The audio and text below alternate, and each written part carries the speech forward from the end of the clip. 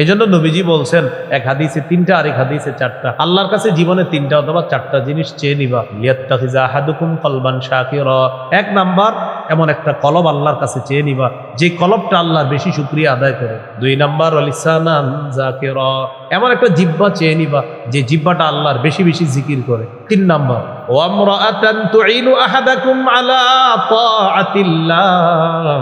এমন একজন স্ত্রী চেয়ে নিবা যে স্ত্রী তোমাকে আল্লাহর ইবাদতের ক্ষেত্রে সহযোগিতা করে। 4 নাম্বার ওয়াজাসাদান সাবিরান আলাল বালা। এমন একটা শরীর যে শরীর বালা মুসিবতে ধৈর্য ধারণ করে। এই 4টা জিনিস আল্লাহর কাছ থেকে চেয়ে নিবা। সহিহ বুখারীর বর্ণনা 4815 নম্বর হাদিস। একদিন রাসূল সাল্লাল্লাহু আলাইহি সাল্লাম কাবা চত্বরে দাঁড়ায় রয়েছে। ওই যে পাপিষ্ঠটা নবীর কাঁধের উপরে পিঠের উপরে উঠে নারী বুড়ি পায়খানা দিছিল, এই পাপিষ্ঠটা আসছে। এটা বুখারীর 4815 নম্বর হাদিস। আসার পর পিছন থেকে নবীজির গলার মধ্যে একটা চাদর পেঁচাইছে। লাওয়া সাওবাহু ফি উনুকিহি, এইভাবে কাপড়টা পেঁচায়া খানাকা বিহি খানকান শাদীদা, নবীর গলার মধ্যে 2 দিক থেকে টান দিছে, ফাঁসি দিয়ে নবীর হত্যা করে। একটু ভাবেন কতটা কষ্ট হচ্ছিল না?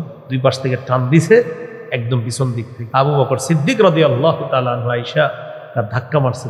ধাক্কা মেরে বললেন, আতাকতুলুনা রাজুলান আইয়াকুলা রাব্বিয়াল্লাহ ওয়া ক্বাদ জাআকুম বিল বাইয়িনাতি মির রাব্বিকুম। একটা মানুষকে এই কারণে হত্যা করতে চাও যে মানুষটা তোমাদের কাছে এই কথা বলে আমার রব হলেন আল্লাহ, তোমাদের কাছে এই ব্যাপারে তিনি প্রমাণও পেশ করেছেন, এই মানুষটাকে কেন হত্যা করতে যাও?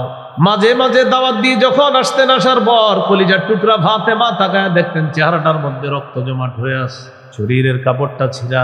কান্না করতেন আর বলতেন, আব্বা তারা বুঝে আজকে খুব আঘাত করছে, জামাটা টেনে ছিঁড়ে ফেলছে। আব্বা জামাটা ছিঁড়ে ফেলছে, তাই না? আরেক বর্ণনায় আসছে ফামিনহুম মান সাব্বা, কেউ কেউ গালি দিত, মিনহুম মান হাত্তা আলাইহিত তুরাব, কেউ কেউ আল্লাহ নবীর উপর পাথর মারতো, বালি মারতো, আবার কেউ কেউ সরাসরি থুতু মারতো। তিনি দাওয়াতের কাজ করতেন, পিছপা হন নাই। মনে আসেনি নবুয়ত প্রকাশের পরে আবু লাহাবের কয় অবস্থা শুনতেছি আমরা? 4টা শুনবো, এর মধ্যে 3য়টা চলতেছে। আঘাত করে রক্ত ঝরাইছে পা থেকে, কর্মগত আঘাত নবী সহ্য করেছেন, দাওয়াতের কাজ বন্ধ করেননি, তিনি দাওয়াত দিয়েছেন, এটা চলতেছে। এই গেল 3 নম্বর আলোচনা। নবুয়ত প্রকাশের পর আবু লাহাবের 4র্থ অবস্থা। হাজী সাহেবরা যখন হজে আসছে, নবীজি চিন্তা করলেন হাজী সাহেবদের তাঁবুতে গিয়ে তাদেরকে পার্সোনাল কিছু দাওয়াত দেওয়া যায়, এই সুযোগটা কাজে লাগানো দরকার। আবু লাহাব পিছু নিছে, ঘটনা কি মোহাম্মদ কই যায় দেখি সাল্লাল্লাহু আলাইহি ওয়াসাল্লাম। পিছনে পিছনে তাঁবুতে ঢুকছে, ঢুকার পর দেখে নবীজি দাওয়াত দিবে। যেই মাত্র দাওয়াত দিবে, আবু লাহাব বলে, ইয়া আইয়ুহান নাস লা তুতিউহু ফাইন্নাহু সাবিউন কাযযাব। হে লোক সকল, মুহাম্মদের কথা তোমরা শুনবা না, তার কথা মানবা না, সে হলো ধর্ম থেকে, সে হলো মিথ্যাবাদী। নাউজুবিল্লাহ, নাউজুবিল্লাহ, নাউজুবিল্লাহ। নবীকে মুখের উপর মিথ্যাবাদী বলতো, এই যে এটা হলো কথার আঘাত। 3 নম্বরে জানলাম কর্মের আঘাত, আর এটা হলো কথার আঘাত। কিসের আঘাত? কথার আঘাত। দাওয়াতের ময়দানে কাজ করতে গেলে কথার আঘাত সহ্য করারও ক্ষমতা থাকতো। কিসের আঘাত? কথার আঘাত। যেমন আমি বয়ান করি, আমাকে বলবে, আবার আমি আরেকজনকে বলবো, খুব কথার আঘাত। আমি আরেকজন বলবো, মানে এই মাইকে বসে আমার আরেকজন ভাড়ায় ফেলবে, ধুয়ে ফেলবে, দেখবেন আমিও কারে ধুয়ে ফেলি। কথার আঘাত। কিসের আঘাত? কথার আঘাত। কথার আঘাত বড়, পুরো আমার পুরো পৃথিবীতে 1 নম্বরে থাকবে বাংলাদেশ। অথচ পুরো পৃথিবীতে সবচেয়ে বেশি ওয়াজ হয় কোন দেশে? এই জায়গায় 2 আঘাত বেশি, কথা, কর্ম।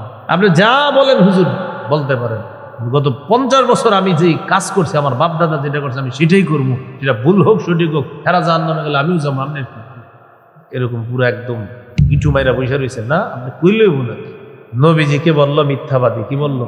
মিথ্যাবাদী। নাউজুবিল্লাহি মিন যালিক।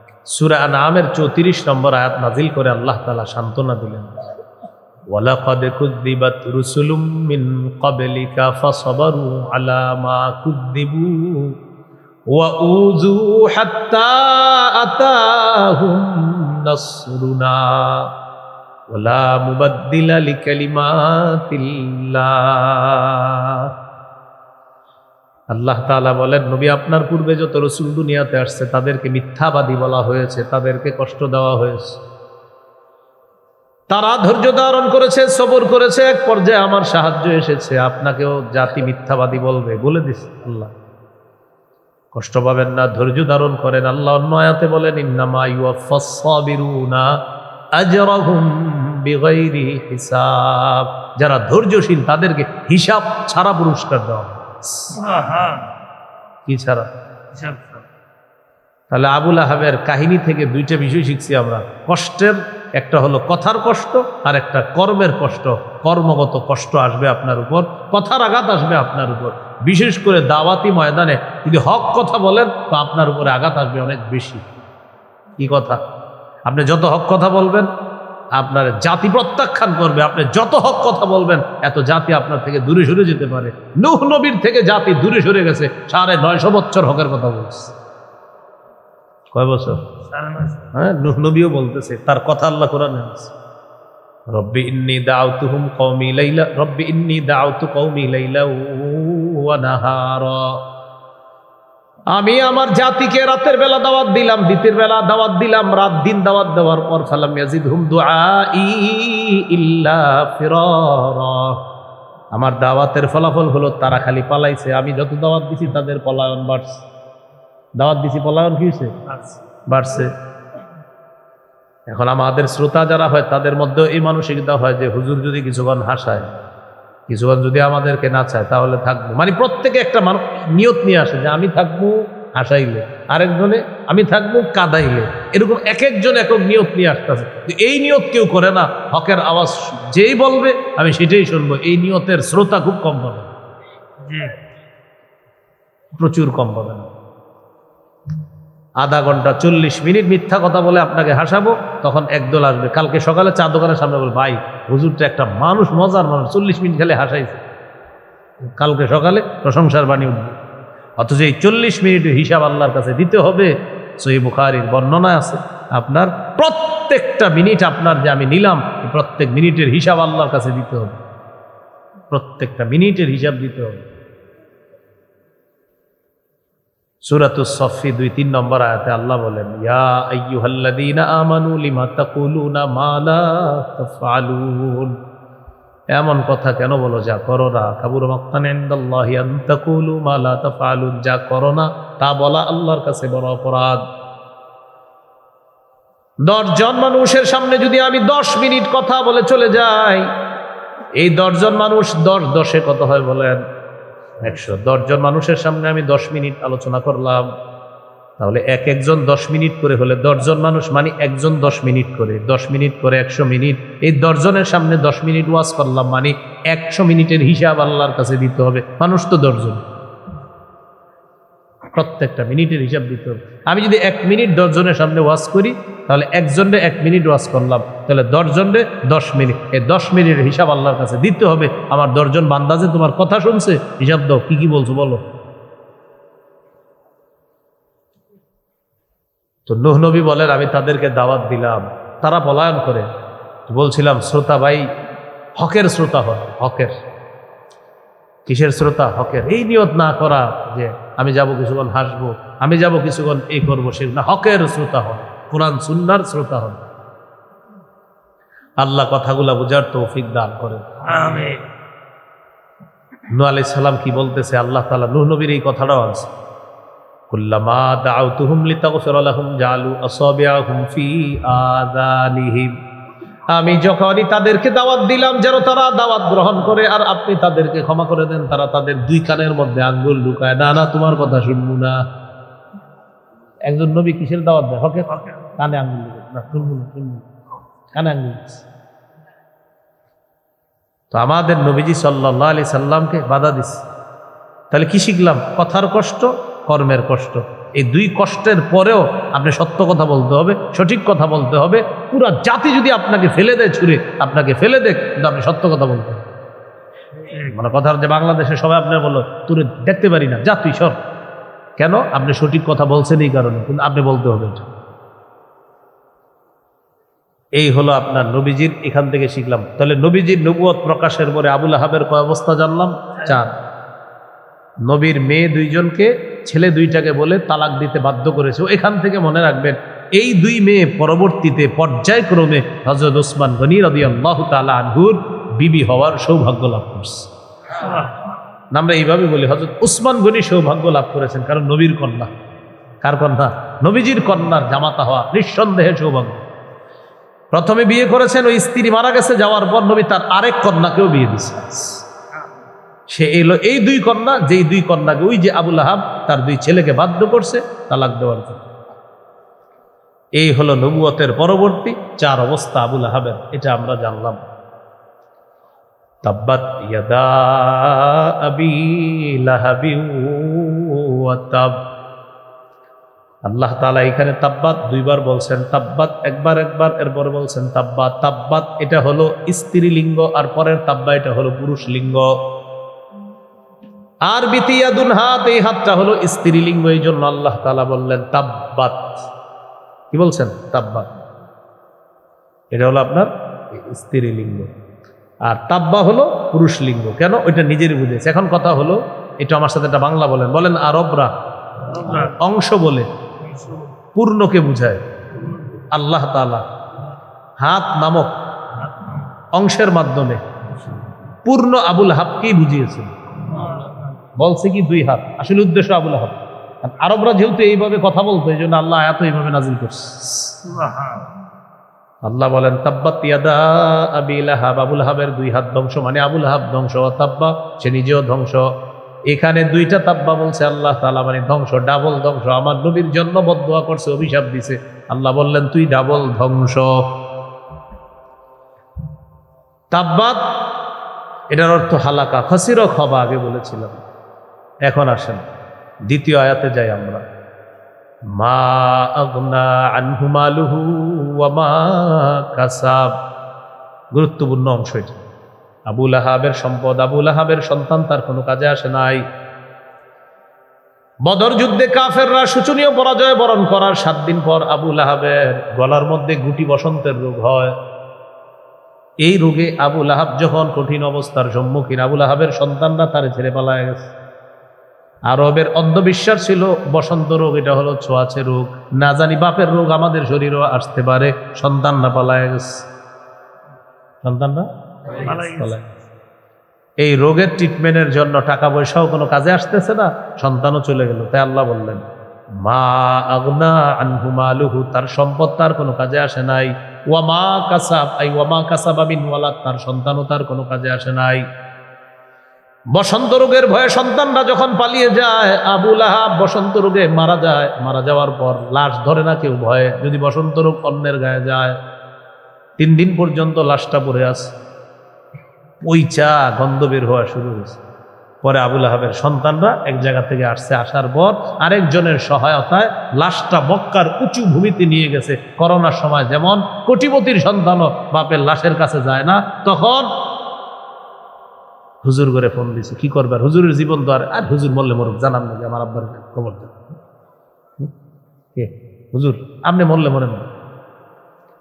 কত আলেমের স্ত্রী পায়ে ধরছে, সন্তানরা পায়ে ধরছে, আপনি যান না। এক আলেম 40 জন, 42 জন, 47 জন, 60 জন লাশ দাফন করছে। তো ফোন দিয়ে বলে দিস বাপের লাশটা অমুক জায়গায় আছে, দাফন করে দেন।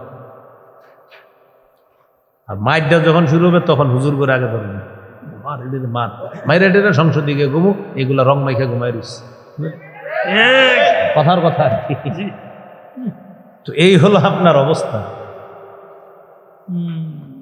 তো এই হলো এক জাতি, মানে টুপি আর দাড়ি নিছেন তো আপনি বাসে, আপনার যে যেমনে মন চায় বলতে থাকবে। কারণ আপনি কেন আপনার দাড়ি আর টুপি থাকবে? এই জন্য আমার আব্বা পচবে, আপনার এই কাজে লাগাবো। তো করোনা ভাইরাসের সময় এটা আপনারা চোখে দেখছেন, স্বচক্ষে দেখছেন। আবু লাহাবের সন্তানরা আরেকজনের সহায়তায় মক্কার উঁচু ভূমিতে লাশটা নিচে নেওয়ার পর, মাটি খুঁড়ছে, খোঁড়ার পর লাঠি দিয়া আপনার এটা ধাক্কাইতে ওই গর্তের মধ্যে ফেলে। ভয়ে কেউ কাছে যায় না, বড় এক লাঠি দিয়ে ধাক্কাইতে ওইটা ওখানে ফেলা, মাটি চাপা দিয়ে দৌড়ে সবাই চলে আসছে। যুগে যুগে জালেমদের পরিণতি এটাই হয়। এই জন্য আল্লাহ বললেন মা আগনা আনহু মালুহু ওয়া মা কাসাব, তার সম্পদ, তার সন্তান তার কোনো কাজে আসলো না। আবু লাহাব খুব অহংকার করতো দুইটা জিনিস নিয়ে, আমার সম্পদেরও কম নাই, আমার সন্তানও আছে, পুত্র সন্তান। আর আরবরা পুত্র সন্তান হওয়াকে অহংকারের কারণ মনে করত। তো এই জন্য আল্লাহ বললেন কাজ হলো না। তিরমিজির 1999 নম্বর হাদিসে আছে ক্বালা রাসূলুল্লাহ সাল্লাল্লাহু আলাইহি ওয়াসাল্লাম লা ইয়াদখুলুল জান্নাতা মান কানা ফি কলবিহি মিসকালু যাররাতিন মিন কিবরিন। আল্লাহ নবী বলেন যার অন্তরে সরিষার দানা পরিমাণ অহংকার আছে এই ব্যক্তি জান্নাতে প্রবেশ করবে না। নাউযুবিল্লাহ। তাহলে অহংকার, এখান থেকে কি শিক্ষা? দ্বিতীয় আয়াত থেকে বলেন আমার সাথে সবাই, আমরা সম্পদ এবং সন্তান দুনিয়াতে থাকতেই কাজে লাগানোর চেষ্টা করব দ্বীনের পথে। সম্পদও দ্বীনের পথে আমরা ব্যয় করব, সন্তানদেরকেও দ্বীনের পথে কাজে লাগাতে হবে, অন্যথায় আপনার এই সন্তান সম্পদ মনে কাজে আসবে না। ক্বালা রাসূলুল্লাহ সাল্লাল্লাহু আলাইহি ওয়াসাল্লাম ইযা মাতাল ইনসান ইনকাতা আনহু আমালুহু ইল্লা মিন সালাসা। নবীজি বলেন মানুষ যখন মারা যায় তার আমলনামা বন্ধ হয়ে যায়, তিনটা জারি থাকে। কয়টা? তিনটা। এক নম্বর ইল্লা মিন সাদাকাতিন জারিয়া, এক নম্বর সদকা জারিয়া, ওই যে একটু আগে হুজুরের হাতে দান করলেন, এগুলা জারি থাকে। দুই নম্বর আও ইলমিন ইনতাফাউ বিহি, এমন ইলম যে ইলমের মাধ্যমে উপকৃত হওয়া যায়। সূরা লাহাব থেকে আজকে যতটুকু বিদ্যা আপনারা অর্জন করলেন, আমি মারা যাওয়ার পর আপনারা যারা যারা এটা নিয়ে আলোচনা করবেন আমার কবরে এই জ্ঞানের সোয়াব আল্লাহ পৌঁছায় দিবে। সুবহানাল্লাহ। আও ইলমিন ইনতাফাউ বিহি, যে আরিফ নামে একটা লোক আইছিল আমাদের এলাকায়, বলছিল নবীর চাচাদের তিন অবস্থা, একদল বিশ্বাস করছে, আরেক দল বিশ্বাস করে নাই সহযোগিতা করছে, আরেক দল বিশ্বাসও করে নাই সহযোগিতা করে নাই। এই বিদ্যাটা আপনাদের আলোচনা হয়েছে। কে বলছে? আরিফ নামে একটা লোক বলছে। এই যে বললেন এর মানে আমি আপনাদেরকে এতটুকু বলা জানাইতে পারলাম, এই জ্ঞানের সোয়াবটা আপনারা যে জ্ঞানের আলোচনা করলেন এটা আমার কবরে পৌঁছে। আও ইলমিন ইনতাফাউ। তাহলে চিন্তা করেন একজন হাফেজ সাহেব 10 জনরে হাফেজ বানায়, ওই 10 জন আরো 10 জনরে বানায়, ওই 10 জন আরো 100 জনকে হাফেজ বানায়। শাইখুল হাদিস আল্লামা আব্দুল্লাহ রহমতুল্লাহ লাখ লাখ ছাত্র রেখে গেছে দুনিয়াতে। তাহলে হ্যাঁ, লাখ লাখ, মানে এটা কথা, লাখ লাখ ছাত্র রেখে গেছে। আল্লাহ কথাগুলা ওনার তো শুধু মানে বাংলাদেশের বড় বড় শাইখুল হাদিস আছে এমন হাজার হাজার, যারা আমাদের আল্লামা আজিজুল হক সাহেব রহমতুল্লাহের ছাত্র, মানে শাইখুল হাদিস, এছাড়া তো আরো ছাত্র আছে। তাও ইলমিন ইউনতাফাউ বিহি, এমন এলেম রেখে যাওয়া যেটার মাধ্যমে উপকৃত হওয়া যায়, যেটা লেখালেখির এলেমও রেখে যাওয়া যায়। 3 নাম্বার আওয়ালাদিন সালিহিন ইয়াদউ লা, এমন একজন সন্তান যেই সন্তান তার অভিভাবকের জন্য দোয়া করতে পারবে। রব্বির হামহুমা কামা রব্বায়ানি সগীরা। আল্লাহ আমার পিতা মাতার প্রতি আপনি দয়া করেন, তারা যেমন ছোটবেলা আমারে খুব লালন পালন করেছে, আল্লাহ আপনি আমার মা বাবার প্রতি দয়া করেন। এরকম বলতে পারে এমন একজন সন্তান দুনিয়াতে যে রেখে যেতে পারবে, এটা তার কাজে আসবে। তাহলে আল্লাহ তাআলা বললেন আবু লাহাব এমন সম্পদও রেখে যাইতে পারে না, এমন সন্তানও রাখতে পারে নাই। মা আগনা আনহু মালুহু ওয়া মা কাসাব, তার সম্পদ তার সন্তান তার কোনো কাজে আসে না।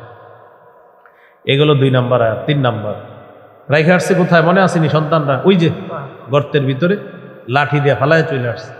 আল্লাহ বলেন চলে আসার পর কি হয়েছে? সায়াসলা নারান যাতা লাহাব, অচিরে সে প্রবেশ করবে লেলিহান অগ্নিশিখায়। দাউ দাউ করে জ্বলন্ত যে আগুন, এই আগুনের মধ্যে আবু লাহাব প্রবেশ করবে, অগ্নিস্ফুলিঙ্গ আগুনের মধ্যে প্রবেশ করবে। আল্লাহ তাআলা বুঝাইতে চায় দুনিয়াতে মাল সম্পদ তার কোনো কাজে আসে নাই, মরার পরে আখিরাতটাও বরবাদ, মরার পরে আখিরাত বরবাদ। তাহলে 1 নাম্বার আয়াতে জানলাম আল্লাহ অভিশাপের জবাব দিছে। 2 নাম্বার আয়াতে জানলাম ঈমান ছাড়া সম্পদ সন্তান কোনো কাজ হবে না। 3 নাম্বারে জানলাম ঈমান ছাড়া যাওয়ার কারণে পরকালও বরবাদ। এখন জানবো আমরা সর্বশেষ আলোচনা, 4-5 নাম্বার আলোচনা, একটু মজার অংশ, একটু মন দিয়ে শুনেন। ওয়ামরাআতুহু হাম্মালাতাল হাতাব ফি জিদিহা হাবলুম মিন মাসাদ। আবু লাহাবের স্ত্রীও প্রবেশ করবে এমন অবস্থায় যে সে কাঠ বহনকারিনী, তার গলার মধ্যে পাকানো রশি, এই রশির মধ্যে সে কাঠ বহনকারিনী অবস্থায় সে জাহান্নামে প্রবেশ করবে। এটা হলো অর্থ, অনুবাদ, শাব্দিক। এবার বুঝেন, বলেন সবাই হাম্মালাতাল হাতব। এবার থামেন। সংসার ভাঙ্গে, স্বামী স্ত্রীর মধ্যে তালাক হয়ে যায়। আরবের মধ্যে স্বামী স্ত্রীর মধ্যে যখন তালাক হইতো তখন বলতো, আচ্ছা ইন্ধন লাগাইলো কে, কূটনামি করলো কে, এদের সংসার ভাঙার পিছনে ইন্ধন জুগিয়েছে কে, কে কাজ করছে, তাদের সংসারে আগুনটা লাগাইলো কে। তো এই সংসার ভাঙ্গার পিছনে যে আগুন লাগায়, আগুন লাগানো বুঝছেন, মানে সংসার ভাঙার পিছনে আমরা বলি না এই সংসারে কে যে আগুনটা লাগাইলো, তো সংসার ভাঙার পিছনে যিনি ইন্ধন বহন করত, ইন্ধন যোগান দিত, তাকে বলা হয় হাম্মালাতাল হাতব। কি বলা হয়? আবু লাহাবের স্ত্রী কি করতো? ঘুরে ঘুরে খালি মানুষের সংসার ভাঙত, এই জন্য তাকে বলা হয় হাম্মালাতাল হাতব, খালি মানুষের সংসার ভাঙত। তাহলে ইন্ধন বহনকারিনী, এটা একটা। 2 নম্বর, সমাজে ফেতনা লাগতো মাঝে মাঝে, বড় বড় ফেতনা। আচ্ছা এই ফেতনার পিছনে ঘিডার লোকে, ফেতনার পিছনে আগুনটা কে লাগাইলো, এই ফেতনার পিছনে ইন্ধনটা কে যোগান দিল? আবু লাহাবের স্ত্রী। সমাজের মধ্যে খালি ফেতনা লাগাইতো, আর সমাজে ফেতনা সৃষ্টিকারিনীকেও বলা হয় হাম্মালাতাল হাতব। তাহলে একটা হলো সংসার ভাঙার পিছনে ইন্ধন যোগানদাতা, ইন্ধন বহনকারিনী, আরেকটা হলো সমাজে ফেতনা লাগানোর ক্ষেত্রে ইন্ধন বহনকারিনী, আর এই সেই ইন্ধন বহনকারিনীকে বলা হয় হাম্মালাতাল হাতব। 3 নম্বর, আবু লাহাবের স্ত্রী ধনী মানুষ ছিল, কোনো সেবক সেবিকা রাখতো না, কারণ বেতন দিতে হবে। এই জন্য কৃপণতা করে নিজেই বাগানে জঙ্গলে যাইতো, যাওয়ার পর ওই গলায় পেঁচানো পাকানো রশি দিয়ে কাঠগুলাকে এই রশির মধ্যে বেঁধে সে নিজেই নিয়ে আসতো, বহন করে নিয়ে আসতো আইনা, এগুলা দিয়ে রান্না করতো। কারণ সেবক সেবিকা রাখলে আবার বেতন দিতে হইব, এই জন্য বেতন না দেওয়ার জন্য কৃপণতা করে সে নিজেই আপনার ওই জ্বালানি এগুলা বহন করে আনতো। জ্বালানির আরবি হলো হাতব, কাঠের আরবি হলো হাতব। হাম্মালাতা মানে বহনকারী, তাহলে হাম্মালাতাল হাতব, জ্বালানি বহনকারিনী অথবা কাঠ বহনকারিনী আবু লাহাবের স্ত্রী। তাহলে একটা হলো সংসারে ইন্ধন বহনকারিনী, আরেকটা সমাজে ফেতনা লাগানোর পিছনে ইন্ধন বহনকারিনী, আরেকটা কাঠ বহনকারিনী অথবা লাকড়ি জ্বালানি বহনকারিনী আবু লাহাবের স্ত্রী, সেও প্রবেশ করবে জাহান্নামে। কেমন অবস্থায়? ফি জিদিহা হাবলুম মিন মাসাদ, গলার মধ্যে পাকানো রশি থাকবে। এটার একটা ব্যাখ্যা হলো এই পাকানো রশি দিয়ে জঙ্গল থেকে কাঠ বেঁধে এই কাষ্ঠ বহন করে সে বাসায় নিয়ে আসতো। আরেকটা হলো কিয়ামতের ময়দানে আবু লাহাবের স্ত্রী যখন জাহান্নামে প্রবেশ করবে, পাকানো রশি তার গলার মধ্যে লাগে, এই রশি দিয়ে টানতে টানতে তাকে জাহান্নামের মধ্যে নিক্ষেপ করা হবে। নাউজুবিল্লাহ। এখন শোনেন, আবু লাহাবের স্ত্রীর নাম আওরা। বলেন কি নাম?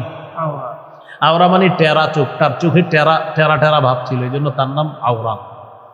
আবার তার আরেকটা নাম আছে আরওয়া, হয়তো আওরা অথবা আরওয়া, আওরা অথবা আরওয়া আবু লাহাবের স্ত্রীর নাম। তার কুনিয়ত হলো উম্মে জামিল। এই আবু লাহাবের স্ত্রী কবি ছিল, নগদ কবিতা বানায় ফেলতে পারত, মুসলমানদের খুব কষ্ট দিত, মানুষকে কষ্ট দিত। আল্লাহ যখন সূরা লাহাব নাজিল করছে, খুব ভালো করে বুঝবেন, সূরা লাহাবের মধ্যে 2টা বিষয় আছে, যে আবু লাহাবও জাহান্নামে যাবে, তার স্ত্রীও কোথায় যাবে? জাহান্নামে যাবে। এই কথা শুই না আবু লাহাবের স্ত্রী পাথর নিয়ে আসছে, নবীজিরে হত্যা করবে। কোথায়? মোহাম্মদ কোথায়? কেন? তার রব আল্লাহ নাকি বলছে আমার স্বামীও জাহান্নামে যাবে, আমিও যাব। ওইরকম কথা আসছে তো। হ্যাঁ, কোথায়? আমাদের নবী সামনে বসা, আবু বকর সিদ্দিকের পাশে, দুনিয়ার সব আবু লাহাবের স্ত্রী দেখতেছে, নবীর মুজিজা আল্লাহ প্রকাশ করাইলেন, নবীজিকে আবু লাহাবের স্ত্রী সামনে থেকেও দেখতেছেন, পাশে আবু বকর সিদ্দিক রাদিয়াল্লাহু তাআলা। সবাই সবাইকে দেখতেছে, শুধু নবীকে ও দেখতেছেন। এটা আল্লাহ তাআলা মুজিজা ঘটাইছে। আবু বকর সিদ্দিক রাদিয়াল্লাহু তাআলা আনহুকে ডেকে বলতেছে, আবু বকর তোমার সাথী মোহাম্মদ কোথায়? নবীজি কিন্তু সামনে। তখন আবু লাহাবের স্ত্রী নগদ একটা কবিতা বানায় ফেলছে, সে কবি ছিল।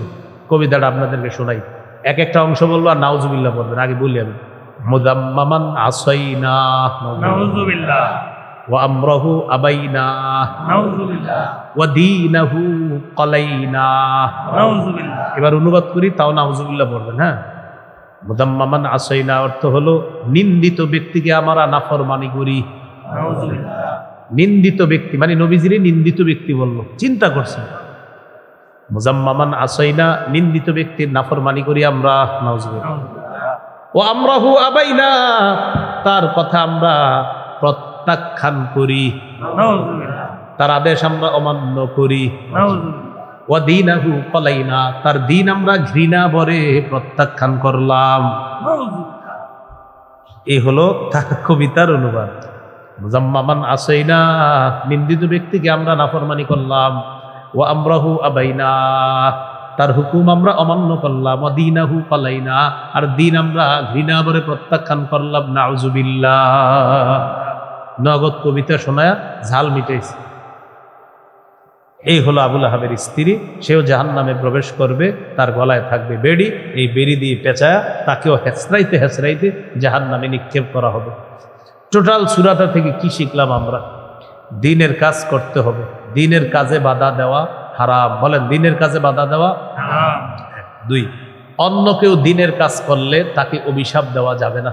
অন্য কেউ ভালো কাজ করলে তাকে অভিশাপ দেওয়া যাবে না। এটা 2 নাম্বার। 3 নাম্বার, সম্পদ সন্তান কাজে লাগানোর চেষ্টা করতে হবে জীবদ্দশায়, অন্যথায় মৃত্যুর পর আফসোস করা ছাড়া উপায় থাকবে না। 4 নাম্বার গুরুত্বপূর্ণ শিক্ষা, ভালো কাজে সহযোগিতা করা, খারাপ কাজে সহযোগিতা না করা। আবুল আহাবের স্ত্রী আবুল আহাবকে খারাপ কাজে সহযোগিতা করছে, নাফরমানিতে সহযোগিতা করছে। আল্লাহর কুফরি করে স্বামী, বিবিও সহযোগিতা করে, আপনি ঠিক কাম করতেছেন, বিবিও বলতো। এরকম বিবি, এই জাতীয় বিবি যেন আমাদের না হয়। এজন্য নবীজি বলছেন এক হাদিসে 3টা, আরেক হাদিসে 4টা। আল্লাহর কাছে জীবনে 3টা অথবা 4টা জিনিস চেয়ে নিবা। লিয়াত্তাখিযা আহাদুকুম কলবান শাকিরা, 1 নাম্বার এমন একটা কলব আল্লাহর কাছে চেয়ে নিবা যে কলবটা আল্লাহর বেশি শুকরিয়া আদায় করে। 2 নাম্বার লিসানান যাকিরা, এমন একটা জিহ্বা চেয়ে নিবা যে জিহ্বাটা আল্লাহর বেশি বেশি জিকির করে। 3 নাম্বার ওয়া আমরাআতান তুঈনু আহাদাকুম আলা তাআতিল্লাহ, এমন একজন স্ত্রী চেয়ে নিবা যে স্ত্রী তোমাকে আল্লাহর ইবাদতের ক্ষেত্রে সহযোগিতা করে।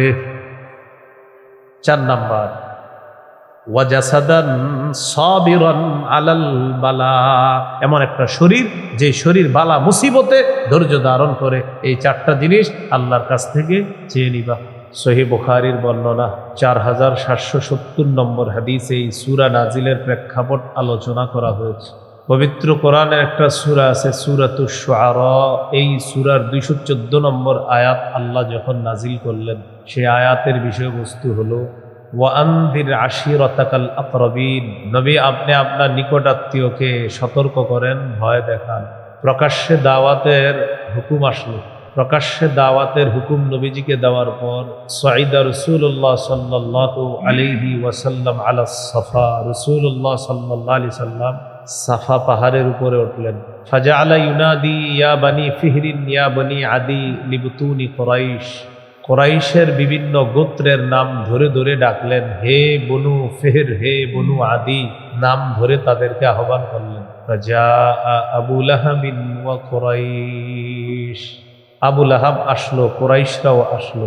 ফাজাআলা আর-রাজুলু ইযা লাম ইয়াস্তাতি আইয়া খরুজা আরসালা রাসূলান লিয়ানজুরা মা হুয়া, যে ব্যক্তি আসতে পারে নাই সে আরেকজনকে পাঠিয়ে দিছে দেখার জন্য, দেখো তো মোহাম্মদ কি বলে, এটা দেখার জন্য আরেকজনকে পাঠিয়ে দিছে। পাহাড়ের উপরে রাসূল সাল্লাল্লাহু আলাইহি সাল্লাম, নিচে আয়েশা, কুরাইশরা, আবু লাহাব সবাই উপস্থিত। পাহাড়ের উপর থেকে রাসূল সাল্লাল্লাহু আলাইহি সাল্লাম সবার উদ্দেশ্যে বললেন, আরাআইতাকুম লাউ আন্না নাহরা, আরাআইতাকুম লাউ আখবারতুকুম আন্না খাইলান বিল ওয়াদি তুরিদু আন তুগীরা আলাইকুম আকুনতুম মুসাদ্দিকিয়া, আমি যদি তোমাদেরকে বলি এই পাহাড়ের পিছনে একদল শত্রু সেনা অপেক্ষা করতেছে যারা তোমাদের উপর অতর্কিত হামলা চালাবে, তোমরা কি আমার কথা বিশ্বাস করবা? সবাই একসাথে জবাব দিল, ক্বালু না'আম মা জাররাবনা আলাইকা ইল্লা সিদকা, সবাই বলল অবশ্যই বিশ্বাস করব, কারণ আমরা যাচাই করে দেখেছি মুহাম্মদ তুমি সত্য ছাড়া কখনো মিথ্যা বলো না, তুমি সদা সর্বদা সত্য কথা বলো। এটা হলো বুখারীর 4770 নম্বর হাদিস। বুখারীর 4972 নম্বর হাদিসে আছে عن عبد الله بن عباس رضي الله تعالى عنهما أن النبي صلى الله عليه وسلم خرج إلى البطحاء وصعد إلى الجبل রাসূলুল্লাহ সাল্লাল্লাহু আলাইহি সাল্লাম বাতহা নামক এলাকায় গেলেন, পাহাড়ের উপর উঠলেন। উঠার পর নবীজি বললেন, ইয়া সাবাহা, কে কোথায় আছো, আসো, কথা আছে তোমাদের সাথে। ফাজতামাআত ইলাইহি কুরাইশ, কুরাইশরা রাসূল সাল্লাল্লাহু আলাইহি সাল্লামের সামনে এসে উপস্থিত হলো। فقال رسول الله صلى الله عليه وسلم أرأيتم إن حدثتكم أن العدو مسبحكم أو ممسيكم وكنتم تصدقوني قالوا بلى। নবীজি বললেন, আমি যদি তোমাদেরকে বলি একদল শত্রু তোমাদের উপর সন্ধ্যায় অথবা সকালবেলা অতর্কিত হামলা চালাতে পারে, আমার কথা কি তোমরা বিশ্বাস করবা? সবাই জবাব দিল, অবশ্যই বিশ্বাস করব। নবীজি বললেন, ইন্নী নাযীরুল লাকুম বাইনা ইয়াদাই আযাবিন শাদীদ, আমি তোমাদেরকে কঠিন আযাবের ভয় দেখাইতেছি। আল্লাহকে আল্লাহ মানো, যদি না মানো তাহলে তোমাদের উপর কঠিন আযাব আসবে। এই কথা বলার পর আবু লাহাব বলল, তাব্বান লাকা সাইরাল ইয়াউম আলিহাযা জামাতানা, মুহাম্মদ তোমার পুরাটা দিন ধ্বংস হোক। তুমি কি আমাদেরকে এই কারণে একত্রিত করেছো? অভিশাপ দিল নবী। অভিশাপের জবাব আল্লাহ দিয়ে দিলেন, তাব্বাত ইয়াদা আবি লাহাবি ওয়া তাব, আমার নবী ধ্বংস হবে না, আবু লাহাবের দুই হাত ধ্বংস হোক, সে নিজেও ধ্বংস হোক। আল্লাহ তাআলা অভিশাপের জবাব দিয়ে দিলেন। এই হলো সূরা লাহাব নাজিলের প্রেক্ষাপট। রাসূলুল্লাহ সাল্লাল্লাহু আলাইহি সাল্লাম নিকটাত্মীয়দেরকে সতর্ক করতে লাগলেন। এই নিকটাত্মীয়দের মধ্যে একজন আবু লাহাব। সহিহ বুখারীর বর্ণনা 2753 নম্বর হাদিস। قال رسول الله صلى الله عليه وسلم يا معشر قريش اشتروا أنفسكم فإني لا أغني عنكم من الله شيئا। হে কুরাইশ সম্প্রদায়, নিজেদেরকে আগুন থেকে বাঁচাও, আমি তোমাদেরকে আল্লাহর আযাবের মোকাবেলায় কোনো উপকার করতে পারবো না। ইয়া বনি আব্দি মানাফ লা উগনি আনকুম মিনাল্লাহি শাইআ, ও বনু আব্দি মানাফ, নিজেদেরকে আগুন থেকে বাঁচাও, আমি তোমাদেরকে আল্লাহর আযাবের মোকাবেলায় কোনো উপকার করতে পারবো না। ইয়া আব্বাস ইবনে আব্দুল মুত্তালিব, ও আব্বাস ইবনে আব্দুল মুত্তালিব, আমার চাচা, লা উগনি আনকা মিনাল্লাহি শাইআ, কিয়ামতের ময়দানে আমি আপনাকে আল্লাহর আযাবের মোকাবেলায় কোনো উপকার করতে পারবো না। ইয়া সফিয়া আম্মাত রাসূলিল্লাহি সাল্লাল্লাহু আলাইহি ওয়াসাল্লাম, নবীজি বলেন, আমার ফুফু সফিয়া, লা উগনি আনকি মিনাল্লাহি শাইআ, আগুন থেকে নিজেকে বাঁচান, কিয়ামতের ময়দানে আল্লাহর আযাবের মোকাবেলায় আমি আপনার কোনো উপকার করতে পারবো না। সর্বশেষ কলিজার টুকরা ফাতেমাকে ডাক দিয়ে বললেন, ইয়া ফাতিমা বিনতা মুহাম্মাদিন সাল্লাল্লাহু আলাইহি ওয়াসাল্লাম সালিনি মা শি'তি মিন মালি, ফাতেমা, আমার কাছে দুনিয়াতে যা মন চায় তুমি চেয়ে নিতে পারো। আল্লাহ তাআলা আমাকে যে সম্পদ দিয়েছেন, এই সম্পদ থেকে যত পরিমাণ তোমার মন চায় তুমি চাও নিয়ে নাও। আনকিজি নাফসাকি মিনান নার, নিজেকে আগুন থেকে বাঁচাও। লা উগনি আনকি মিনাল্লাহি শাইআ, কিয়ামতের ময়দানে আল্লাহর আযাবের মোকাবেলায় আমি তোমার কোনো উপকার করতে পারবো না। নিকট আত্মীয়দেরকে জানায়া দিছে। এই নিকট আত্মীয়দের একজন হলো আবু লাহাব। তারেও সতর্ক করছে, সে উল্টা বদদোয়া করছে, তুমি ধ্বংস হও, নাউজুবিল্লাহ, তোমার দিনটা ধ্বংস হোক, নাউজুবিল্লাহ।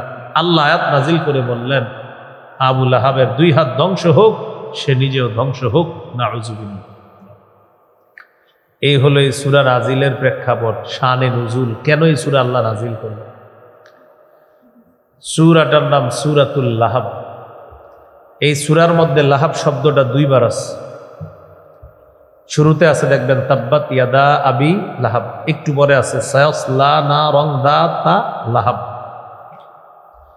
এই দিকে লক্ষ্য করে এই সূরার নামকরণ করা হয়েছে সূরাতুল লাহাব।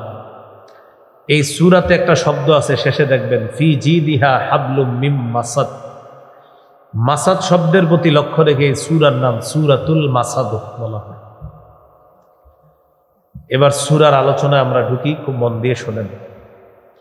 তাব্বাত, ধ্বংস হলো। তাব্বাতের অর্থ হলো খাবা, খাসিরা, হালাকা, ধ্বংস হওয়া। তাব্বাত এটার মূল হলো তাবাব। তাবাব মানে ধ্বংস হওয়া। পবিত্র কোরআনে আছে ওমা কাইদু ফিরাউনা ইল্লা ফি তাবাব। ফেরাউনের চক্রান্ত নস্যাৎ হয়ে যাবে, ধ্বংস হয়ে যাবে। মাইকম্যান ভাই, বাইরের আওয়াজটা একটু কমায় দেন। এই যে বাহিরে যেটা ভাসতেছে আওয়াজটা, এটা একটু কমান। হ্যাঁ, ভাসানো আওয়াজটা কমান। হ্যাঁ, তো তাবাব অর্থ ধ্বংস। বলেন তাবাব অর্থ কি? এ তাবাব থেকে তাব্বাত। তাব্বাত মানে ধ্বংস হওয়া। দেখে তো ও মাইকম্যানের দোষ না, দোষ হলো যে যারা এগুলা লাগাইছে। ওর তো মাইক দুইটা, এগুলা তো অনেকগুলা। হ্যাঁ, ওর দুইটা থাকলে আপনারা ঠিকই দেখতেন, কিন্তু আছে অনেকগুলো। আর এগুলা কম হওয়াই ভালো। হ্যাঁ, এগুলা খুব পেস লাগাইতেছে। 4-5 বছর আগের ভিডিও আইনা আলোচকদেরকে, হ্যাঁ, এক বেচারা অনেকদিন পরে আসছে, এখন এর আগের ভিডিও আইনা টাইনা একদম ঠিক হচ্ছে না।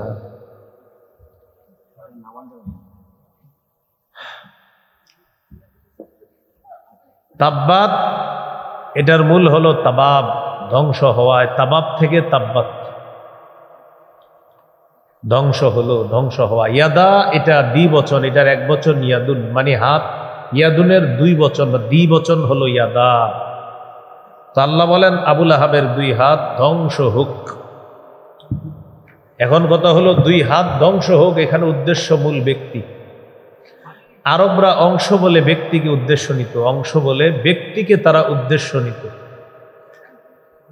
তো আবুল আহাবের 2 হাতের কথা বললে উদ্দেশ্য হলো ব্যক্তি আবুল আহাব, মানে আবুল আহাব ধ্বংস হোক। এরপরে আল্লাহ বলেন ওয়া তাব্বা, সে নিজেও ধ্বংস হোক। ডাবল তাব্বা বলছে আল্লাহ। এর মানে গুরুত্ব আরোপ করলেন যে আবুল আহাব ধ্বংস হোক।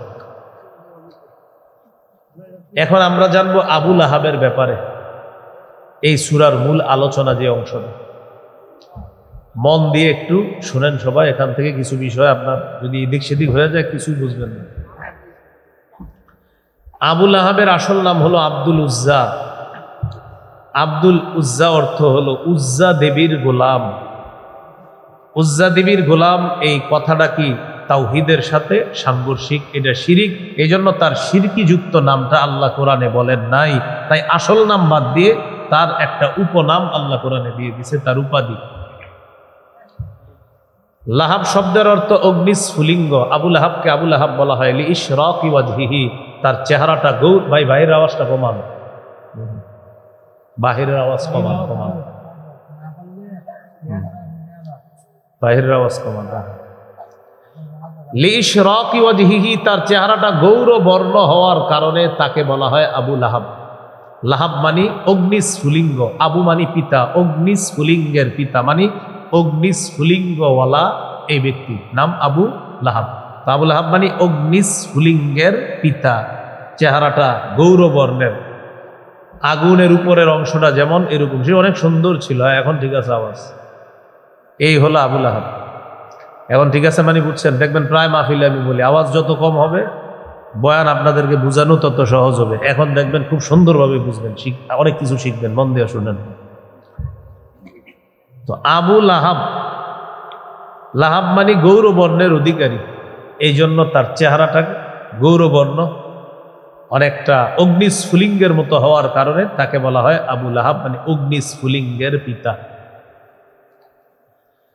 নবীদের চাচাকে আমরা 3 ভাগে ভাগ করব। আমাদের নবীর চাচাদেরকে 3 ভাগে ভাগ করব। কয় ভাগ? 3 ভাগ। 3 ভাগ।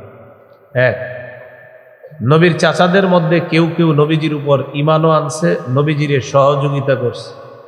2, নবীর চাচাদের মধ্যে কেউ নবীর প্রতি ঈমান আনে নাই, তবে সহযোগিতা করছে। 3, নবীর চাচা ঈমানও আনে নাই, সহযোগিতা করে নাই, একদম মরা পর্যন্ত শত্রুতা করছে। এই হলো 3 প্রকার। এক নম্বর চাচা হলো ঈমান আনছে, নবীজির সহযোগিতা করছে, নবীর পক্ষ হয়ে জিহাদ করছে, যেমন হযরত আব্বাস, হযরত হামজা রাদিয়াল্লাহু আনহুমা। সুবহানাল্লাহ। এই দুই বিখ্যাত সাহাবী নবীর চাচা। দুই নাম্বার নবীর চাচা যে নবীর সহযোগিতা করেছে কিন্তু ঈমান আনে নাই, আর ওই বেঈমান অবস্থায় মারা গেছে, আবু তালেব। সহিহ বুখারীর বর্ণনা, 3884 নম্বর হাদিসের বর্ণনা। আন্না আবা তালিবিন লাম্মা হাদরাতুল ওয়াফাত দাখালা আলাইহি রাসূলুল্লাহ সাল্লাল্লাহু আলাইহি ওয়াসাল্লাম। আবু তালেবের যখন মৃত্যুর সময় উপস্থিত হলো, মুমূর্ষ অবস্থা, রাসূলুল্লাহ সাল্লাল্লাহু আলাইহি সাল্লাম আবু তালেবের কাছে আসছে। ওয়া ইনদাহু আবু জাহলিন, নবীর কাছে, চাচার কাছে আবু জাহেলও বসা। মুমূর্ষ আবু তালেবের কাছে আবু জাহেলও বসা আছে। নবীজি চাচাকে বললেন, চাচা আপনি একবার বলেন লা ইলাহা ইল্লাল্লাহ কালিমাতান উহাজ্জু লাকা বিহা ইনদাল্লাহি ইয়াউমাল কিয়ামাহ।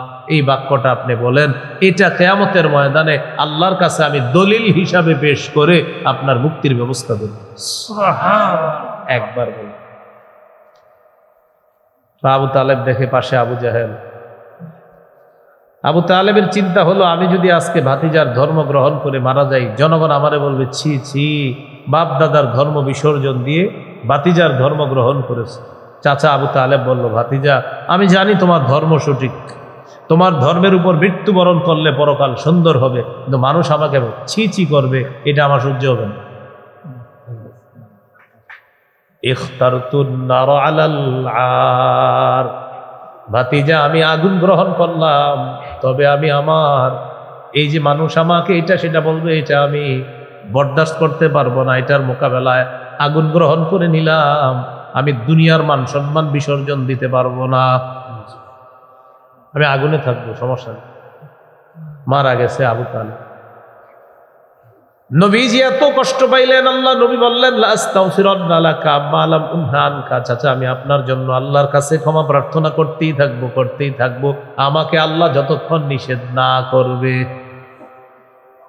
মানে মারা গেছে তো মুশরিক, তো নবী বলতেছে আমি আপনার জন্য ক্ষমা চাইবো, আল্লাহ না করা পর্যন্ত ক্ষমা চাইবো। তো নবীজি ঠিকই চাচার জন্য ক্ষমা চাইতেছে, চাচা তো মুশরিক।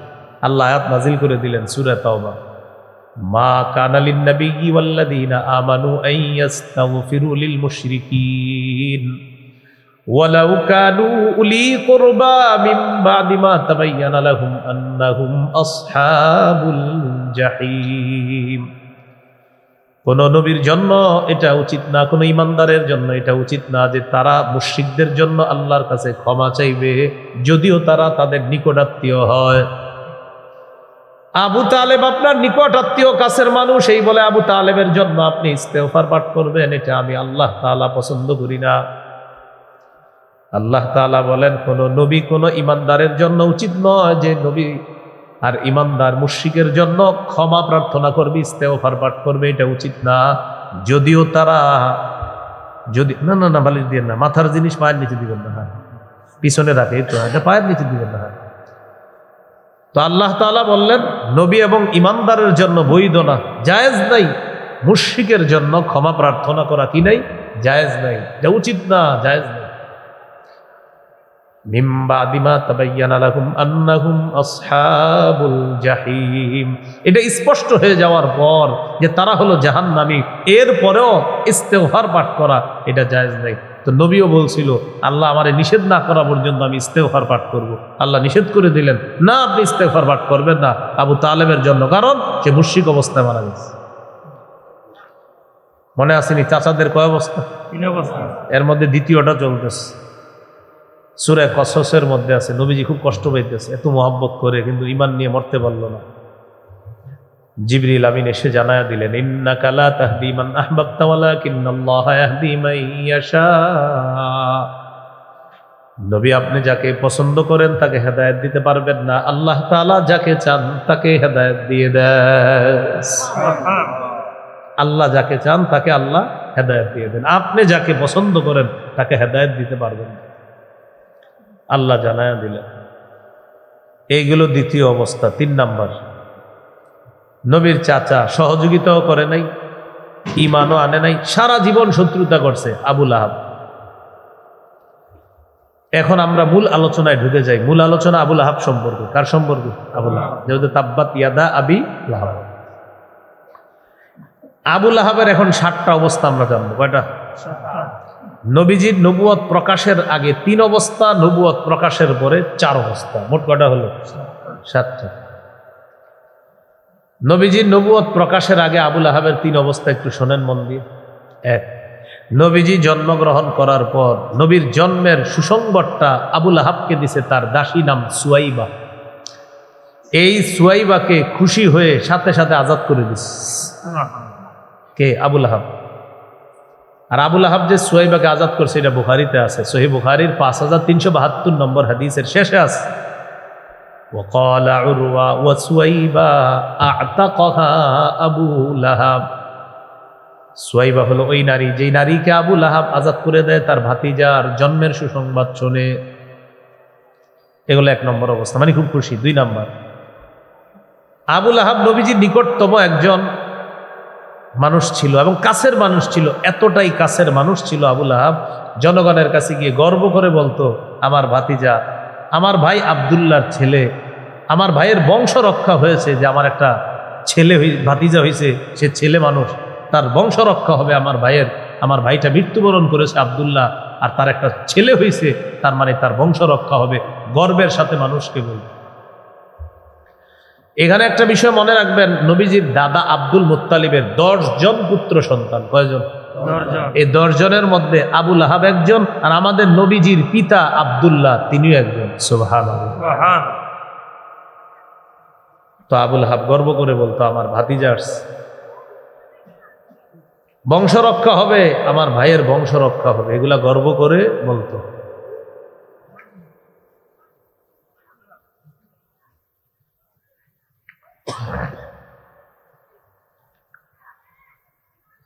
এই হলো আপনার আবু লাহাবের দ্বিতীয় অবস্থা, রাসূল সাল্লাল্লাহু আলাইহি সাল্লামের নবুয়ত প্রকাশের আগের 3 নম্বর অবস্থা। আবু লাহাব রাসূল সাল্লাল্লাহু আলাইহি সাল্লামের সাথে এতটাই গভীর সম্পর্ক রাখত।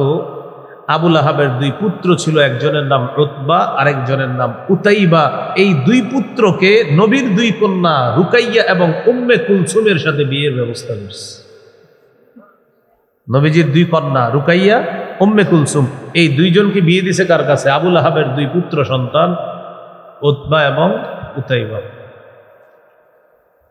এই হলো নবীজির নবুয়ত প্রকাশের পূর্বের আবু লাহাবের 3 অবস্থা। এত মধুর সম্পর্ক রাখতো, একদিক দিয়ে চাচা, আরেক দিক দিয়ে বেয়াই, কত মধুর সম্পর্ক। রাসূল সাল্লাল্লাহু আলাইহি সাল্লামের নবুয়ত প্রকাশের পরে এবার আবু লাহাবের 180 ডিগ্রি পল্টিটা কেমন দেখেন। নবীজি যখন বললেন, আমি নবী, আমি তোমাদেরকে আযাবের ভয় দেখাচ্ছি, আবু লাহাব সহ্য করতে পারল না যে লাত উজ্জাত মানাত তাদের পূজা ছাড়ার প্রশ্নই আসে না। সর্বপ্রথম অ্যাকশন নিল আবু লাহাব, তার 2 ছেলেকে বাধ্য করলো, নবীর 2 কন্যা যে তার 2 পুত্রবধূ, এই 2 পুত্রবধূকে বাধ্য করলো যে তাদেরকে তালাক দিয়ে দাও। নবীর 2 কন্যা আবু লাহাবের 2 ছেলের পুত্রবধূ হয়ে থাকবে, এটা আবু লাহাব সহ্য করতে পারছে না, যে আমার শত্রুর মেয়ে আমার ঘরের পুত্রবধূ থাকবে, এটা অসম্ভব, তালাক দাও। তালাক দিতে বাধ্য করলো। আল্লাহ রসুল খুব কষ্ট হয়েছে। আপনারা জানেন যে একটা মেয়েকে তার স্বামী তালাক দিয়ে দিলে বাবা কত কষ্ট পায়। নবীজি খুব কষ্ট পেয়েছেন। এই হলো প্রথম অ্যাকশন নিল নবীজির নবুয়ত প্রকাশের পরে। 2 নাম্বার, নবীজির 3 জন পুত্র সন্তান ছিল, এর মধ্যে দ্বিতীয় নাম্বার পুত্র সন্তানের নাম আব্দুল্লাহ, তার উপাধি হলো তাহের তাইয়িব। এই আব্দুল্লাহ যখন মারা যায় তখন আবু লাহাব বলতে লাগলো, মোহাম্মদ হলো আবতার, মোহাম্মদ লেস কাটা, মোহাম্মদ নির্বংশ। তখন আল্লাহ আয়াত নাজিল করলেন, ইন্না শানিআকা হুয়াল আবতার। হাবিব, আপনাকে যে নির্বংশ বলে সেই নির্বংশ, আপনি নির্বংশ না, তার বংশের কোনো অস্তিত্ব থাকবে না, আর আপনার বংশের আলোচনা কিয়ামত পর্যন্ত চলবে। কি বলি আমরা? আওলাদে রাসূল আসবে। কে আসবে বলি? তাহলে এখনো আওলাদে রাসূল সাল্লাল্লাহু আলাইহি সাল্লাম আসে, তাকে দেখার জন্য হাজার হাজার মানুষ ভিড় করে। আহারে, নবীর বংশধর দেখতে না জানি কেন। তাহলে বলেন কার বংশ নির্বংশ হলো? আবু লাহাবের। আর আমার নবীকে বলছিল আবতার, আল্লাহ তাকে আবতার বানায় দিয়েছে। এগুলো দ্বিতীয় অবস্থা। 3 নাম্বার, মক্কার একটা বাজার আছে জুল মাজাজ। কি নাম? এই জুল মাজাজ বাজারে রাসূল সাল্লাল্লাহু আলাইহি সাল্লাম গেলেন দাওয়াত দেওয়ার জন্য। মানুষকে ডেকে বললেন, ইয়া আইয়ুহান নাসু কুলু লা ইলাহা ইল্লাল্লাহ তুফলিহু। হে লোক সকল, তোমরা বলো লা ইলাহা ইল্লাল্লাহ, আল্লাহ ছাড়া কোনো ইলাহ নাই, তোমরা সফলকাম হয়ে যাবা। আবু লাহাব পিছনে পিছনে যায়, পাথর নিয়ে আমার নবীর উপর আক্রমণ চালায়। আল্লাহ রসুলের উপর পাথর মারার পর নবীর পা মুবারক থেকে রক্ত ঝরা শুরু হয়ে যায়। এখান থেকে আমাদের শিক্ষা হলো, দাওয়াতের কাজ করলে কর্মগত আঘাত আসতে পারে, এই আঘাত সহ্য করে দাওয়াতের কাজ চালু রাখতে হবে। নবীজিরে রক্তাক্ত করছে। সহিহ বুখারীর বর্ণনা 240 নম্বর হাদিস। এই হাদিসের বর্ণনাকারী আব্দুল্লাহ ইবনে মাসউদ রাদিয়াল্লাহু তাআলা আনহু। আর আব্দুল্লাহ ইবনে মাসউদ রাদিয়াল্লাহু তাআলা আনহু قال بينما رسول الله صلى الله عليه وسلم يصلي بفناء الكعبة। আল্লাহ নবী কাবা চত্বরে নামাজ আদায় করতেছিলেন। কাফের মুশরিকরা পাশে বসা একজন কাফের বলল, আইয়ুকুম ইয়াজিউ বিসালা জাজুরি আলি ফুলান ফায়াদউহু আলা যহরি মুহাম্মাদিন ইদা সাজাদা। কে পারবা অমুক এলাকায় যাবা, যাওয়ার পর ওঠে নারী বুড়ি পায়খানা রক্ত গোবর ইত্যাদি আনার পর মুহাম্মদ যখন সিজদায় যাবে তার কাঁধের উপর আর তার গলার উপর ওঠে নারী বুড়ি পায়খানা প্রস্রাবগুলা রক্তগুলা রেখে দিবা।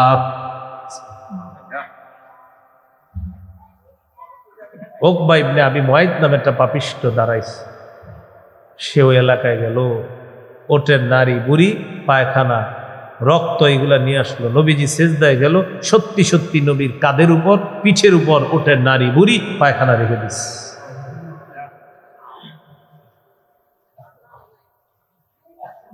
তো এগুলা রেখে দেওয়ার পর নবী সিজদা থেকে মাথা উঠাইতে কষ্ট হচ্ছে। মাথা উঠাইতে রাসূল সাল্লাল্লাহু আলাইহি সাল্লামের কষ্ট হইতেছে। এদিক দিয়ে আব্দুল্লাহ ইবনে মাসউদ রাদিয়াল্লাহু তাআলা আনহু দেখতেছে দূর থেকে। তিনি বলেন, লাউ কানা লি মানআ, আমার যদি বাধা দেওয়ার সামর্থ্য থাকতো আমি বাধা দিতাম। কাফেররা কাউকে যাইতে দেয় না। ইউহিলু বাদুহুম আলা বাদিন, কাফেররা আল্লাহর নবীর অবস্থা দেখে হাসাহাসি শুরু করে, একজন আরেকজনের উপর হুমড়ি খেয়ে পড়ে আর হাসে। দেখো মুহাম্মদকে কেমন দেখা যায়, আমার নবীর এই অবস্থা দেখে কাফেররা হাসতে হাসতে একজন আরেকজনের শরীরের উপর পড়ে হাসে। ওই যে হাসে না, বলে অট্ট হাসিতে ফেটে পড়ে, এরকম হাসতেছে। ফাতেমা রাদিয়াল্লাহু তাআলা আনহা আসলেন, আইসা ওঠে নারী বুড়িগুলা পায়খানা এগুলা সরাইছে, নবীজির দেহ মুবারক নবীজি উঠাইলেন। নবীজি দাওয়াতের কাজ বন্ধ করেন নাই, দাওয়াতের কাজের গতি আরো বাড়ায় দিলেন। এগুলো কর্মের আঘাত। কিসের আঘাত? তায়েফের ময়দানে গেছিল দাওয়াত দিতে। আম্মা জান আয়েশা সিদ্দিকা রাদিয়াল্লাহু তাআলা আনহা বলেন, আচ্ছা উহুদের যুদ্ধে আপনি যে কষ্ট পাইছেন, এর চেয়ে বড় কষ্ট কোনোদিন পাইছেন আপনি? নবীজি বললেন, আয়েশা, তোমার মামার গোষ্ঠী তায়েফের ময়দানে আমার যে কষ্ট দিছে সেটা ছিল আরো ভয়ঙ্কর। তায়েফের ময়দানে আমি গেলাম, গিয়ে দাওয়াত দিলাম হাবিব, মাসুদ, আব্দে ইয়ালিল ইবনে কুলাল, এই 3 ব্যক্তিকে আমি দাওয়াত দিলাম। 3 ব্যক্তি আমার দাওয়াত গ্রহণ করে নাই। তারিখের কিতাবে আসছে, একজন আল্লাহ নবীকে বলে, মুহাম্মদ তোমারে ছাড়া বুঝি আল্লাহ আর কাউকে পাইল না নবী বানানোর জন্য। আরেকজন বলল, কুরাইশ বংশ ছাড়া কি আর কোনো বংশ দুনিয়াতে ছিল না। আরেকজন বলল, তোমার চেহারাটাও আমি দেখতে চাই না, যাও। আমরা কত দোয়া করি চেহারা দেখার জন্য স্বপ্নে, আর ওই লোক কয় তোমার চেহারাটাও দেখতে চাই। তো নবীজি দাওয়াত দিলেন, তারা গ্রহণ করলো না। বেঈমানরা তায়েফের যুবকদেরকে লেলিয়ে দিল, এই লোকটাকে চিনো, এটা পাগল, পাগল, নাউজুবিল্লাহ বলেন। পাথর নিয়ে পিছনে পিছনে তারা নবীজিরে ধাওয়া করতে লাগলো। রাসূলুল্লাহ সাল্লাল্লাহু আলাইহি সাল্লামকে যখন তারা ধাওয়া করলো, তখন রাসূলুল্লাহ সাল্লাল্লাহু আলাইহি সাল্লামকে পাথরের আঘাত করতে করতে নবীজি বলেন, আয়েশা আমি বেহুশ হয়ে পড়ে রয়েছি জানো। আমার হুঁশ ফিরে আসার পর দেখলাম কর্নুস সালিম নামক জায়গায় আমি উপরে তাকায় দেখলাম জিবরিল আমিন তার ডানা দিয়ে আমাকে ছায়া দিচ্ছে। জিবরিল আমাকে বললেন, বাসাইলাইকা মালাকাল জিবাল, আল্লাহ পাহাড়ের ফেরেশতা আপনার কাছে পাঠাইছে। কথা বলেন, কি বলে দেখেন। পাহাড়ের ফেরেশতা নবীকে সালাম দিলেন। সালাম দেওয়ার পর আল্লাহ নবীকে বললেন, নবী আপনি যদি বলেন আন উতবিকা আলাইহিমুল আখবাশাইন, আপনি যদি আমাকে বলেন দুই পাহাড় চাপা দিয়ে তায়েফবাসীকে ধ্বংস করে দিতে আমি রাজি আছি। নবীজি জবাব দিলেন, লা বাল আরজু আইয়ুখরিজাল্লাহু মিন আসলাবিহিম মান ইয়াবুদুল্লাহ ওয়াহদাহু লা ইউশরিকু বিহি শাইআ। আমি তাদের ধ্বংস কামনা করি না, আমার আশা আমি তাদেরকে দাওয়াত দিলাম, আমার দাওয়াত তারা গ্রহণ করে নাই। তাদের ঔরস থেকে যেই সন্তান আসবে দুনিয়াতে তারা আমার দাওয়াত গ্রহণ করে এক আল্লাহর ইবাদত করবে, আল্লাহর সাথে শিরিক করবে না। তাহলে কর্মের আঘাত নবী সহ্য করে দাওয়াতের কাজ অব্যাহত রাখলেন। আল্লাহ আমাদের সকলকে সূরা লাহাবের থেকে যে বিষয়গুলো শিখলাম এগুলা যেন আমরা আমাদের জীবনে দাওয়াতের ক্ষেত্রে যেন বিশেষ করে কথার কষ্ট, কর্মের কষ্ট এগুলা সহ্য করেও যেন দাওয়াত, হকের দাওয়াত আমরা অব্যাহত রাখতে পারি। আল্লাহ তাআলা তৌফিক দান করেন। সাথে সাথে হকের বিরোধিতা থেকে আল্লাহ আমাদেরকে হেফাজত করেন। কোনো মানুষ যদি সঠিক কাজ করে আমরা তার বিরোধিতা করব না, বরং তার জন্য আমরা দোয়া করব। আল্লাহ তাআলা তৌফিক দান করেন। সুবহানাল্লাহি ওয়া বিহামদিহি, সুবহানাকাল্লাহুম্মা ওয়া বিহামদিকা, আশহাদু আল্লা ইলাহা ইল্লা আনতা, আস্তাগফিরুকা ওয়া আতুবু ইলাইক। আজকে দাওয়াত সম্পর্কে আলোচনাটা আমার সংকলন মিম্বরে আমানতের প্রথম খণ্ডে পাবেন। প্রথম খণ্ডের প্রথম বয়ানটা, সূচনা বক্তব্যটাই দাওয়াত সম্পর্কে আলোচনা। 1 থেকে 6 খণ্ড আছে সংকলন। প্রথম খণ্ড সন্তানের 64টা অধিকার, দ্বিতীয় খণ্ড শিরিক বেদাত কুফর তাওহীদ, তৃতীয় খণ্ড হালাল হারাম, চতুর্থ খণ্ড স্বামী স্ত্রীর অধিকার, পঞ্চম খণ্ড লা ইলাহা ইল্লাল্লাহর ব্যাখ্যা, ষষ্ঠ খণ্ড নামাজ। এগুলা অনলাইন থেকে সার্চ করেও আপনারা সংগ্রহ করতে পারবেন। নাম হলো মিম্বরের আমানত। এখানে গাড়িতে আছে, ওরা বলছে বলার জন্য। যদি কারো প্রয়োজন হয় এখান থেকেও আপনারা সংগ্রহ করে নিতে পারবেন। সপ্তম, অষ্টম, নবম খণ্ড ইনশাল্লাহ রমজানের আগে আগে আসবে আশা করি। ওলামা হযরত সহ সর্বসাধারণের জন্য এই কিতাবটা, বিশেষ করে আপনারা যারা নেবেন প্রথম খণ্ডটা মুখস্থর মতো করে ফেলবেন। প্রথম সন্তানের 64টা অধিকার, কোরআনের একটি সূরা তেলাওয়াত করলাম। এই সূরার নাম সূরাতুল লাহাব। এই সূরাটি পবিত্র কোরআনের 114টি সূরার মধ্যে 111 নম্বর সূরা। অবতীর্ণের দিক থেকে সূরা ফাতিহার পরে সূরা লাহাব অবতীর্ণ হয়েছে মক্কায়। সূরা ফাতিহার পরে অবতীর্ণ সূরা হলো সূরাতুল লাহাব, মক্কায় অবতীর্ণ হয়েছে। এই সূরার মধ্যে 5টি আয়াত আছে। 1 থেকে 3 নম্বর আয়াত পর্যন্ত রাসূলুল্লাহ সাল্লাল্লাহু আলাইহি সাল্লামের চাচা আবু লাহাব সম্পর্কে আলোচনা করা হয়েছে। 4 এবং 5 নম্বর আয়াতে আবু লাহাবের স্ত্রী সম্পর্কে আলোচনা করা হয়েছে। এই সূরা নাজিলের প্রেক্ষাপট, আল্লাহ এই সূরা কেন নাজিল করলেন,